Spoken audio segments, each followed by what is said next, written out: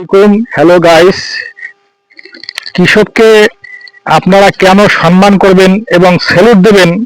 এর প্রধান কারণ হলো যে একজন কৃষক এই ধান আপনাদের প্রথমে বীজ বপন করে, এরপরে জমি চাষ করে, সেখান থেকে সার দিয়ে, আবার ধানের ঔষধ দিয়ে, এরপর ধান কেটে সেই ধান আবার ঘাড়ে করে সেই 2 কিলো দুধ থেকে আবার নিয়ে এসে সেটা মাড়াই করার পরে এইটা আবার চুলায় দিয়ে পাতিলে দিয়ে সিদ্ধ করে, সারা রাত ধরে সিদ্ধ করার পর এইভাবে মানে রোদের মধ্যে শুকাইতে হয়।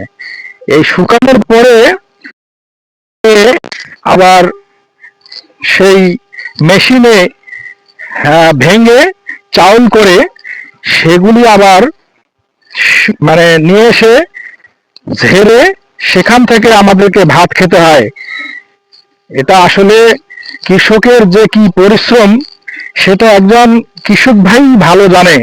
আপনারা যদি বাস্তব জীবনে এগুলি দেখতেন ওই সেখান থেকে দূরে চলে এসে কৃষকদেরকে স্যালুট জানাইতেন। এবং কৃষকরা আসলে এই চাউল উৎপাদন করে বলেই আমরা খেয়ে বেঁচে থাকি।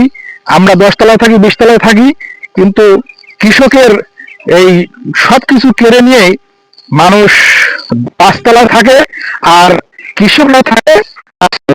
এটাই হলো বাস্তবতা। আসলে আমরা কবে যে মানুষ হব সেটা আমরা বুঝতে পারতেছি না। তাই কৃষককে স্যালুট শুধু এক হাতে নয়, 4 হাতেই কৃষককে স্যালুট করার দরকার। যে তারা আমাদের জন্য অনেক কষ্ট করে এই ধানগুলো উৎপাদন করে আমরা খেয়ে বেঁচে থাকি। এটাই হলো বাস্তবতা।